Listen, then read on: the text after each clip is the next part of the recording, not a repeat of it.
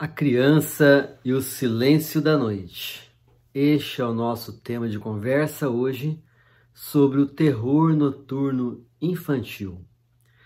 Esse tema, geralmente, nós somos acionados pelos pais, pessoas nos ligam, as pessoas querem saber como que fazer com a criança que não consegue dormir no quarto dela.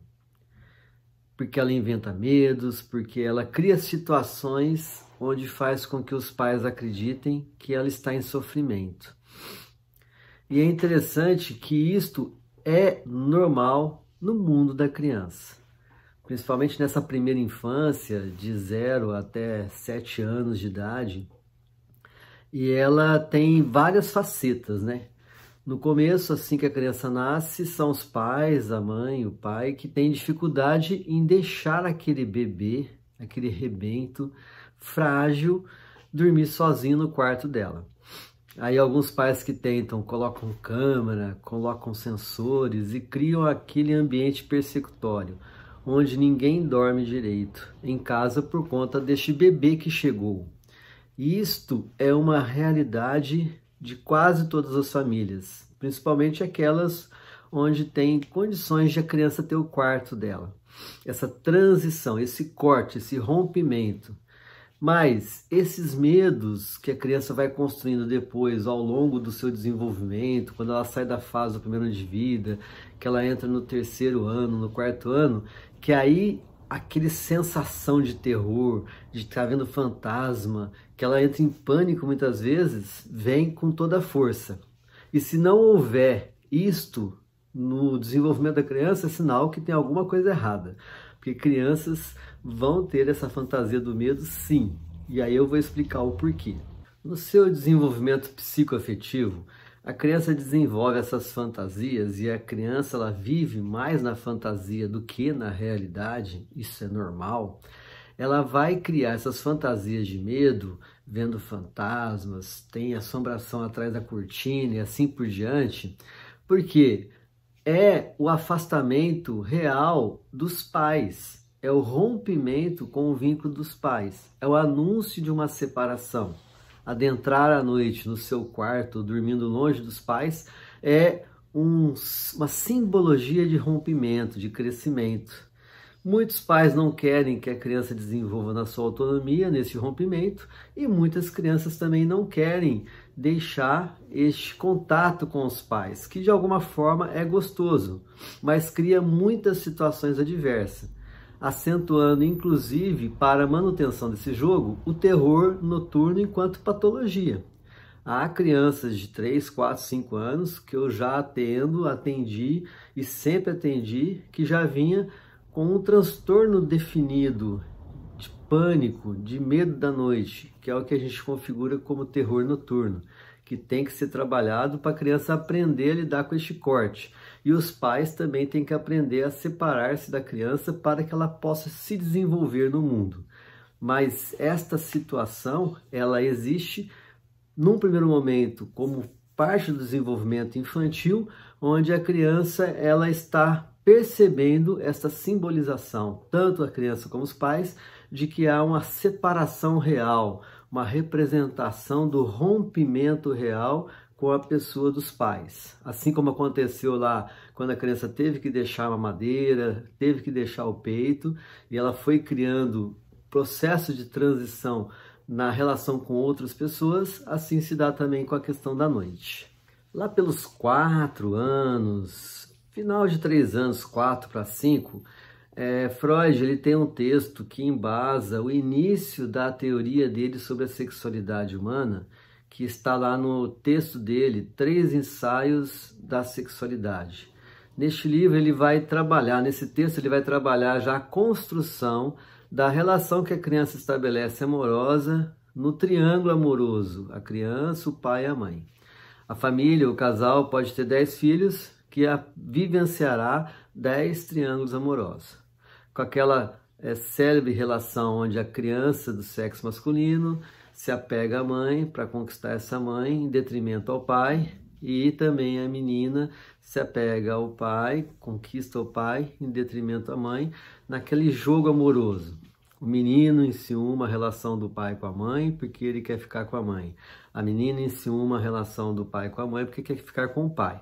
Lógico que eu estou trazendo aqui numa linguagem mais simples, vamos dizer, numa transcrição dessa teoria freudiana de uma forma mais básica, que é uma forma simples de se entender. E a gente que tem filhos, você que tem filhos e que você tem parentes que têm filhos, você percebe essa trama, né? Aquela fase onde os pais se abraçam e a criança entra no meio para impedir o abraço. Imagine então você na cama, né? O casal que está dentro do quarto está revelando que aquele quarto é íntimo, é do casal. E a criança, que é o terceiro nessa relação, ela vai ficar no quarto dela sabendo que existe uma relação mais forte do casal do que para com ela mesma. Então, a fantasia vem com força para romper esse bem-estar, esse vínculo do casal, para que a criança possa também se sentir amada. Aí, situações de doença, tem crianças que têm uma tendência de adoecer até por questão emocional, tem essas questões dos medos, dos terror noturno que são construídas. Então, a partir lá de Freud, em 3 ensaios da sexualidade, a gente vai ter uma melhor noção sobre isso. E que você pode ter mais detalhes sobre esse conceito no artigo na qual eu estou me embasando, que está lá no meu site, abarcapsicólogo.com.br, com o título A Criança e o Silêncio da Noite, sobre terror noturno. Os pais que têm mais dificuldade de fazer separar os filhos do quarto são aqueles que são muito medrosos, muito inseguros na educação dos filhos e fazem uma educação de superproteção, porque têm medo de perder os filhos. E também aqueles que muitas vezes estão em crise conjugal. Quando o casal está em crise conjugal, eles tendem a colocar a criança no meio do casal para que esta situação da crise não emerja, não surja lá no quarto na hora de dormir, no quarto do casal. Quantos casais começam a brigar quando vão para a cama, né? Então, às vezes o casal está atritado um com o outro, está num conflito um com o outro, um deles quer uma atividade sexual, o outro nega, aí começa esse tricocó, né, numa linguagem mais popular. E aí a criança é usada para intermediar e para que esse conflito não exista porque tem uma criança ali no quarto. Então são esses dois perfis, os pais inseguros, superprotecionistas, que querem a proteção absoluta dos filhos, e também os pais, os casais que estão em conflito, que usam o filho para intermediar esse conflito. E eu vou citar 3 vantagens aqui dos pais colocarem os filhos a dormir no quarto dele, né, nos quartos que possam ter, quantidade dos filhos que se tenha, cada um no seu quarto, ou o quarto coletivo dos filhos, que também tem casais que usam essa metodologia. Mas as 3 vantagens que eu coloco aqui de fazer isso é: os pais que fazem essa separação logo, já nos primeiros meses de vida, eles vão fortalecer a estrutura egóica da criança. Então, eles estão sim dizendo: eu quero filhos fortalecidos emocionalmente, que não precisa conviver com o subterfúgio do medo, do pânico, da insegurança. Segundo item é que fortalece a estrutura dos pais. Os pais se mantêm numa posição de pais, onde os papéis são bem delimitados. E isso, ao longo da educação dos filhos, a gente sabe que os filhos querem quebrar muitas regras, eles querem dissolver muitos dos limites colocados na educação dos filhos. E quando os pais têm esse papel de separar os filhos do quarto, eles estão dizendo que existe papéis diferentes, que os pais são diferentes, eles não estão misturados nessa configuração amorosa, que pai é pai, mãe é mãe, filho é filho, e cada um com o seu papel dentro dessa relação. E o casal se fortalece, e a criança ela sente muito segura de saber que pai e mãe estão fortalecidos neste papel. Então, no primeiro momento, que é um transtorno, que a criança cria pânico, cria terrores noturnos, mas no fundo ela sabe que aquele casal está fortalecido porque eles têm, assim, moral, eles têm força para dizer sim ou não e para delimitar também o espaço íntimo do casal dentro desta casa. Então, é o fortalecimento da imagem do casal. E um outro item é você está criando o hábito na construção de um futuro adulto autônomo. Porque quando a gente cria filhos, a gente tem uma perspectiva de que eles vão sair para o mundo, conquistar seus ideais e vão ser independentes.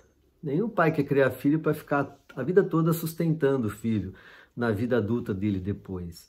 Então, colocar o filho no quarto desde cedo já é um caminho de construção dessa autonomia futura para adultos autônomos. Então fica aí este tema que eu acho muito interessante, muito necessário, e há muito tempo a gente fala dessas coisas e continuaremos a falar, porque educação de filho prescinde essa questão do quarto da noite. Então a criança e o silêncio da noite, que é esse nosso tema, dá muito pano para manga. Qualquer dúvida você nos aciona, faz o seu comentário aí. Vai lá no site, tem o link aqui no descritivo do nosso YouTuber, que você vai direto no artigo. Tá bom? Um abraço e muito obrigado pela sua atenção.